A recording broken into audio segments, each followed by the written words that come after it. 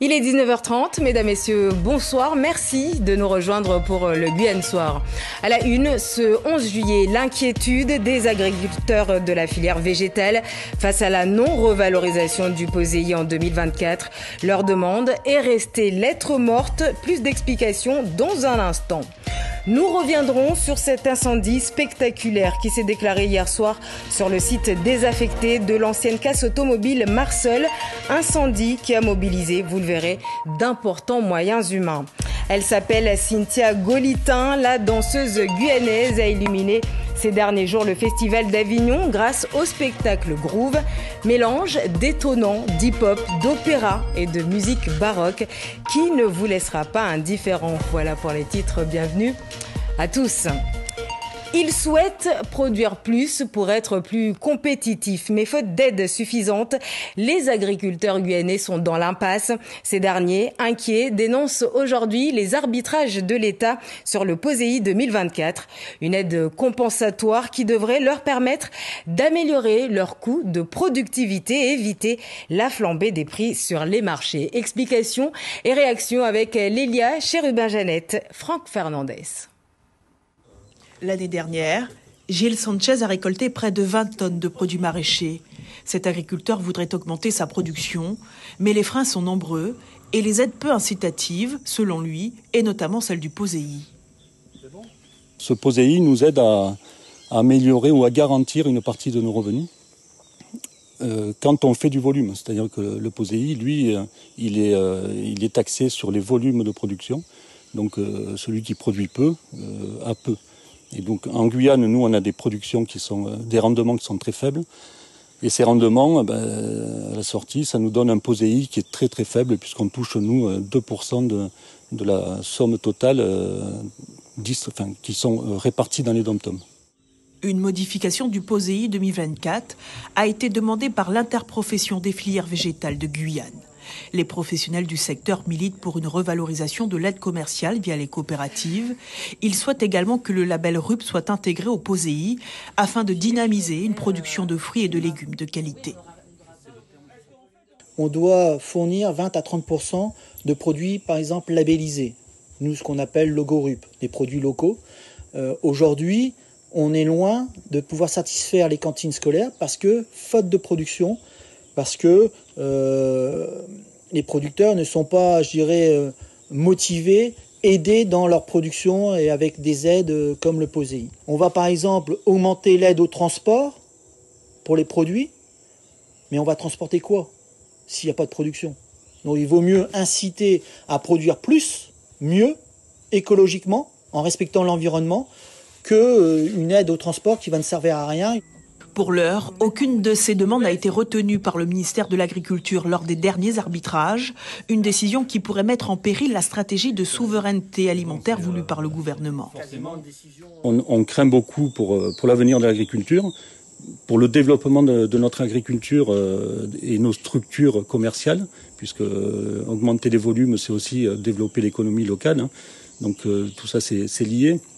Et donc les objectifs 2030 sur l'autosuffisance alimentaire ne seront pas atteints si on n'a pas une incitation claire de l'État. Un courrier commun des représentants de la filière végétale en Outre-mer a été adressé à la Première ministre pour exprimer leur indignation et rappeler les engagements de l'État en matière de transition alimentaire et écologique. L'alimentaire, l'un des postes les plus chers pour les ménages guyanais, en témoigne cette étude dévoilée par l'INSEE qui vient de publier les écarts de prix entre la Guyane et l'Hexagone pour l'année 2022. Et en moyenne, les produits et services sont 14% plus chers chez nous. Plus de précisions avec Jocelyne Elgouache, Karl Constable. C'est une étude réalisée tous les 5 ans par les équipes de l'INSEE sur l'ensemble du territoire français. Un calcul sur les écarts des prix qui montre qu'en moyenne, les produits alimentaires sont 39% plus chers en Guyane que dans l'Hexagone. La santé a aussi un coût important pour les Guyanais. La santé qui représente 9% des dépenses des familles de Guyane, alors que là encore, les prix sur le territoire sont plus élevés de 17% par rapport à l'Hexagone. Une réalité économique qui a un impact direct sur la santé des familles les plus modestes. L'enquête santé qu'on a sortie en 2019 montrait que certains ménages faisaient du renoncement aux soins. Ils devaient renoncer aux soins. Et là, cette enquête vient nous expliquer une des raisons pour lesquelles ils sont obligés de renoncer aux soins, c'est-à-dire que les prix sont élevés, plus élevés de 17% en moyenne qu'en France hexagonale.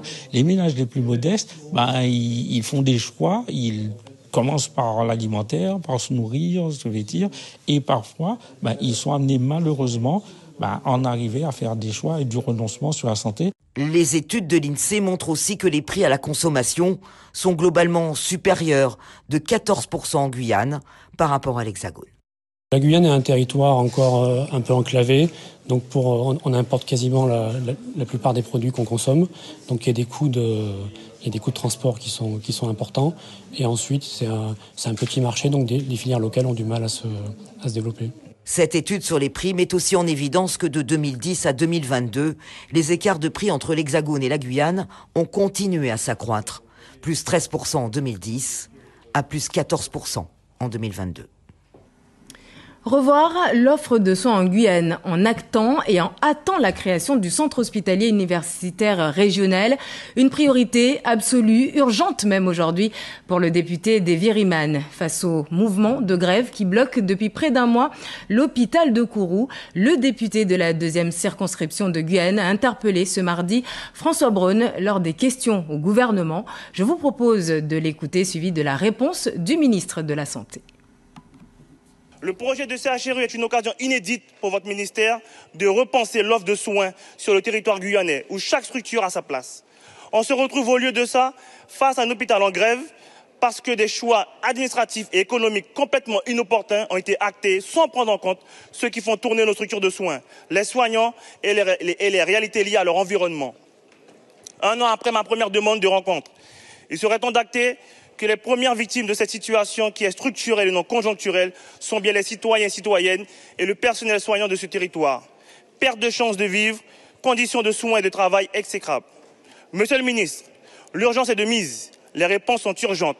À quand ce rendez-vous crucial avec les parlementaires de Guyane, en attendant votre venue en Guyane afin de prendre conscience de la situation? On voit bien que certaines décisions qui peuvent être prises dans l'Hexagone s'adaptent difficilement à ce qui se passe dans nos territoires d'outre-mer.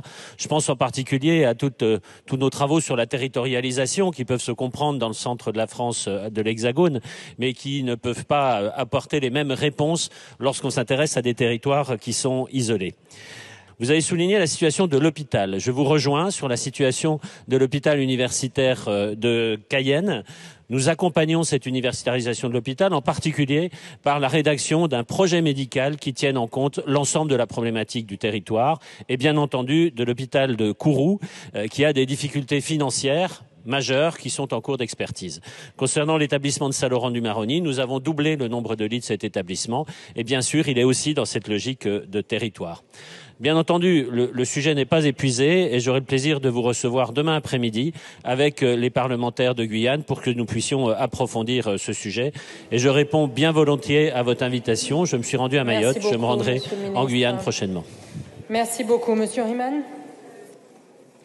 Merci, Monsieur le ministre. Le rendez-vous est pris, donc je vous dis à demain.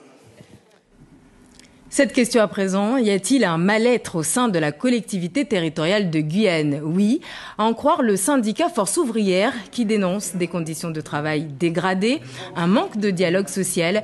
Ce matin, lors d'un point presse, le nouvel organigramme présenté hier au Conseil social territorial a été pointé du doigt. Écoutons à ce sujet Isabelle Sengheni, secrétaire générale FOCTG, au micro de Jocelyne Elgouache, Karl Constable. Un organigramme qui ne concerne qu'une vingtaine de personnes, que des managers. Donc création de 6 postes de managers supplémentaires. On a des managers qui descendent avec la même charge de travail. Donc on considère qu'aujourd'hui, via ce nouvel organigramme, dans lequel en fait les agents, 3480 agents, ne sont pas concernés, eux resteront figés dans l'ancien organigramme. Oui, on va vers une dégradation des conditions de travail. On a en fait énormément de signalements qui sont portés à la connaissance de l'exécutif, qui sont portés à la connaissance des différents du directeur général lui-même, afin qu'il puisse être géré, que les agents puissent être mis à l'abri de l'exposition du risque psychosocial. Et en fait, il n'y a aucun retour, ni par mail, ils ne sont pas reçus dans les temps. Normalement, en fait, un médecin du travail doit être dépêché à partir du moment où le signalement sort. Ça n'est pas du tout le cas. Lorsque ces agents sont placés en accident de travail, bien souvent, l'administration tente en fait de requalifier l'accident de travail en maladie ordinaire. Or, cet agent est bien malade par rapport à ses conditions de travail et pas par rapport à ce qui s'est passé chez lui. Donc oui, on est sur une forte dégradation des conditions de travail aujourd'hui. L'actualité, c'est aussi cet incendie impressionnant qui s'est déclaré la nuit dernière dans la zone industrielle de Collery à Cayenne et plus précisément sur le site désaffecté de la casse Marsol. Incendie qui a mobilisé d'importants moyens humains et matériels. Pour rappel, ce n'est pas la première fois que le site s'enflamme. Retour sur les derniers événements avec Océlia Cartès, Frédéric Larzabal. Les vestiges d'un brasier qui a brûlé durant 5 heures. Ces carcasses, entreposées là, dans un coin de ces 5000 mètres carrés, gisent ici depuis maintenant 5 ans. En 2019 déjà, un incendie similaire avait embrasé le site de cette ancienne casse, aujourd'hui désaffectée. La veille, circonscrire le foyer de cet incendie violent a nécessité la mobilisation d'un nombre conséquent de soldats du feu et de matériel. Le personnel qui était de garde a dû rappliquer, donc il a été engagé et donc il nous faut pourvoir pour continuer à distribuer les secours à la population en cas de besoin. Nous avons 10 engins, en comptant les porteurs d'eau, les engins d'incendie, mais aussi tout ce qui concerne le soutien sanitaire. Nous avons aussi des véhicules de commandement. Et nous avons au total environ une trentaine de sapeurs-pompiers sur les lieux. Le site représente un danger pour les entreprises avoisinantes, d'autant que des dépôts sauvages se mêlent au paysage. Une entreprise aurait eu pour projet d'exploiter de nouveau le site. Elle a pour ambition de prendre en charge la dépollution du sol et l'enlèvement des carcasses dans le cadre de ses activités de recyclage d'acier. Projet qui serait en stand-by depuis plus d'1 an. La DGTM aurait gelé les permis de construire dans la zone dans l'optique de faciliter la mise en place du futur échangeur des Maringouins. Et sachez que les raisons de ce nouvel incendie restent à déterminer. L'enquête est confiée à la police judiciaire.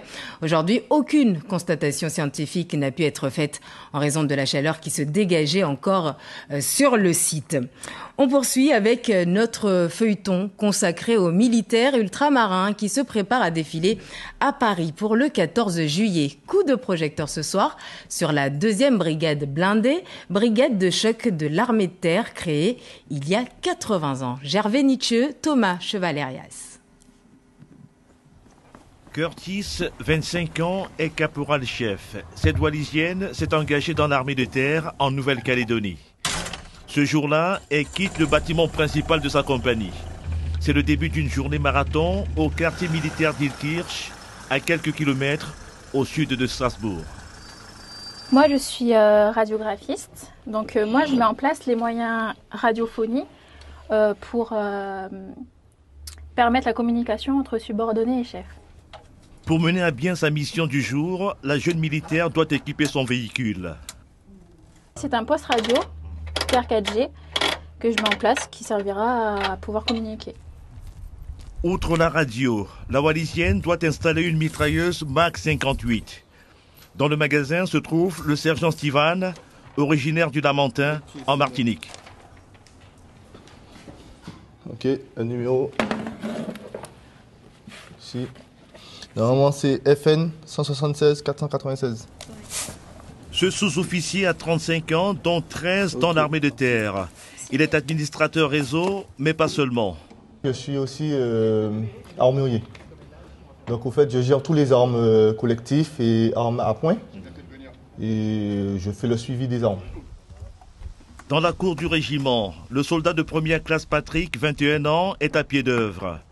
Ce militaire du rang, natif de Saint-Laurent-du-Maroni, en Guyane, déploie une antenne satellitaire sous le contrôle de la chef réunionnaise, Isabelle. Cette antenne, ça sert à communiquer avec un satellite et ça envoie directement on va dire en métropole. Peut-être si on est au Mali, ça nous permet d'appeler la famille, des trucs comme ça, et de communiquer à longue distance. Là, j'ai presque fini. Il te reste à faire le dernier raccord? Oui, c'est ça. Dans la tradition militaire, Patrick, Steven, Curtis et Isabelle sont appelés des transmetteurs de Leclerc. Leur compagnie est l'une des unités de la 2e brigade blindée. La 2e BB est l'héritière de la 2e division blindée, encore appelée division Leclerc, créée en 1943.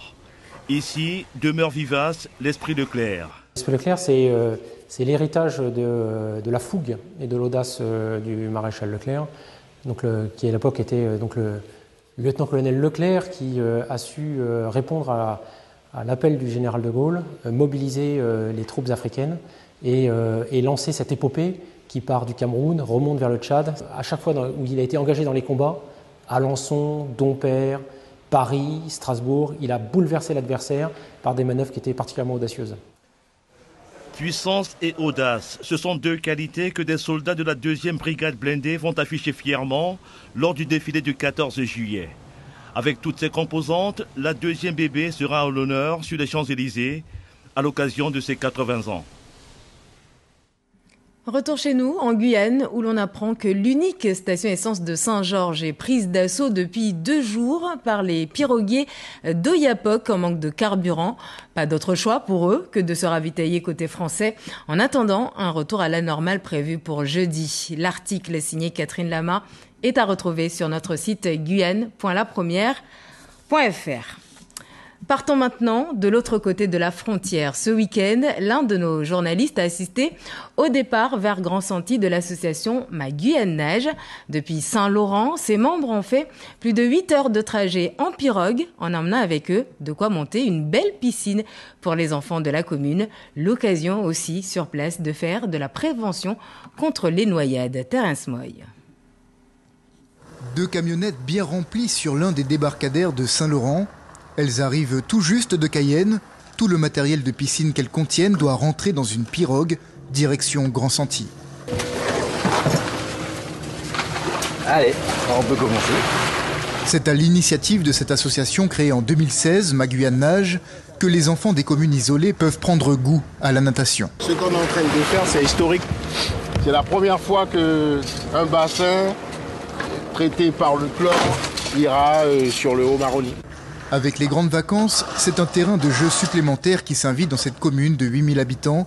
Ce sera aussi l'occasion rêvée de passer gratuitement un diplôme très intéressant pour les jeunes, le BNSSA pour être nageur sauveteur, dont le coût peut avoisiner les 1000 €. Des planches, des cerceaux, pas le max bas bien évidemment pour le BNSSA, 250 mètres, à l'aide des mannequins. Aussi, nous avons des palmes pour pouvoir servir à travailler l'amplitude des mouvements de jambes avec les enfants. Et c'est tout. Et aussi des frites pour les enfants à partir de 3 à 6 ans et aussi pour l'aquagym. Transporter un bassin de cette taille en pirogue est un défi. L'équipe se donne du mal ici avec l'estrade en bois qu'il faudra découper pour la traverser. Comme ça, on peut travailler les bascules en avant, en arrière, les départs plongés, les plongeons. Tous ces efforts seront largement rentabilisés une fois la piscine montée et disponible pour les enfants, une semaine après leur arrivée dans la commune. La natation est obligatoire en 6e, on doit savoir nager. Et quand on regarde les statistiques, on a plus de 70% environ des enfants qui rentrent en 6e qui ne savent pas nager. L'association a su rassembler des partenaires autour d'eux, avec la CAF et la CTG notamment, mais aussi le maire de Grand-Santi qui s'est fait une joie de les accueillir. Comme on a le Maroni à portée de main, tout le monde pense non, c'est pas vrai. Beaucoup d'enfants du Maroni ne savent pas nager. Et c'est une très bonne chose pour les jeunes de Grand-Santi et des écarts. Le taxi pirogue chargé à ras-bord s'en va pour près de 8 heures de trajet. L'équipe de Ma Guyane Nage, elle, saute dans le grand bain puisqu'ils ne seront pas de retour avant décembre 2023. Direction la Martinique pour la 4e étape ce mardi du Tour de cyclistes. Entre Le Robert et Sainte-Marie, il y avait 129 km à parcourir. Une étape remportée par le Colombien Diego Andrés Soraca Cabezas, suivi par le Guadeloupéen Damien Ursel. Le Guyanais Dylan Will en 3e position et en pleine forme retrouve lui le maillot jaune. Je vous propose de l'écouter au micro de nos confrères de Martinique, la première. C'était une course très difficile parce que dès le départ c'est parti fort. À un moment donné on était piégés, plusieurs leaders piégés dans une descente. Le groupe s'est cassé et 2 ou 3 leaders étaient à l'avant, donc ça a commencé à rouler à l'arrière. Ça s'entendait pas très bien, donc j'ai dû faire pas mal de travail. Et au final on revient dans les dernières montées devant. Et là, on arrive à faire la différence. Je pense qu'on prend un peu de temps sur les principaux favoris, donc c'est que du bonus. Et si je reprends le maillot jaune, c'est parfait. Et on essaiera de le défendre. Et sachez que pour la 5e étape demain, les coureurs auront un peu plus de 115 km à parcourir entre Rivière-Salée et Macouba. Du sport à la danse, il n'y a qu'un pas. Je vous emmène pour finir à la rencontre d'une danseuse de hip-hop qui adore, vous allez le voir, mélanger les genres. Cynthia Golitin a grandi en Guyane. Elle était cette année la vedette de Groove, le spectacle surprenant qu'il ne fallait rater sous aucun prétexte au Festival d'Avignon qui vient de refermer ses portes. Cécile Baquet, Victor Pérez-Boucheron, Nicolas Dalban. Groove, c'est l'événement du Festival d'Avignon. Un spectacle de danse qui se décline en 3 chapitres et plusieurs lieux. D'abord au pied du Palais des Papes, où les fumigènes rappellent les récentes émeutes. Fin du premier chapitre, la danseuse Cynthia Golitin se dirige vers l'Opéra d'Avignon. Dans une petite salle, elle danse en solo, un instant magique. Mais qui est cette danseuse de hip-hop guyanaise un peu mystérieuse? C'est quelqu'un qui a beaucoup de choses à dire, qui porte une histoire à travers la tribu des Tupi-Guarani depuis un moment. C'est notre forme de réappropriation d'un passé colonial et donc à travers son hip-hop, mais pas que. Elle fait valoir et elle met en lumière toute cette histoire occultée. Et sa présence ici est chère, elle m'est chère pour moi et en tout cas j'espère que les gens vont pouvoir entendre son discours aussi à elle. 3e chapitre, sur la grande scène de l'opéra, toute la compagnie se retrouve au son de la musique baroque. Cynthia Golitin aime la compétition, les battles. Elle a découvert le hip-hop en Guyane où elle a grandi. Née au Brésil, d'origine amérindienne Tupi-Guarani, elle est en quête de ses racines à travers la danse. Je fais pas mal de recherches sur les danses typiques amérindiennes, Tupi-Guarani, Kayapo, Arawak. Et donc j'essaye un peu d'aller chercher des matières qui me touchent là-dedans.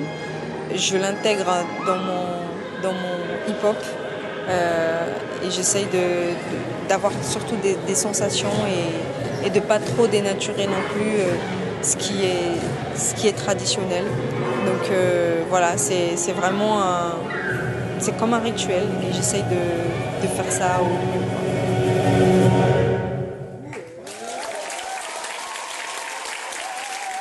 J'ai trouvé ça exceptionnel, c'était inspirant, intéressant, parfois étrange, mais j'ai passé un super moment. C'est vraiment incroyable et surtout c'est très fort. Et c'est comme une puissance, voilà, on est tout bien touché et c'est magnifique. Et la danseuse Cynthia Golitin prépare un spectacle en solo qui devrait se nommer Mémoire de peau. En attendant, elle profite du succès bien mérité de Groove à Avignon. Et sachez que Cynthia Golitin sera la marraine de la prochaine édition du Urban Step Festival de Guyane en 2024. Et voilà qui met un terme à cette édition. Merci de votre attention. Demain, l'info revient dès 6h en radio avec Serge Massot. Je vous souhaite de passer une excellente soirée. Je vous donne rendez-vous demain, même heure, même chaîne. L'info continue sur les réseaux sociaux et sur notre site internet, lapremière.fr.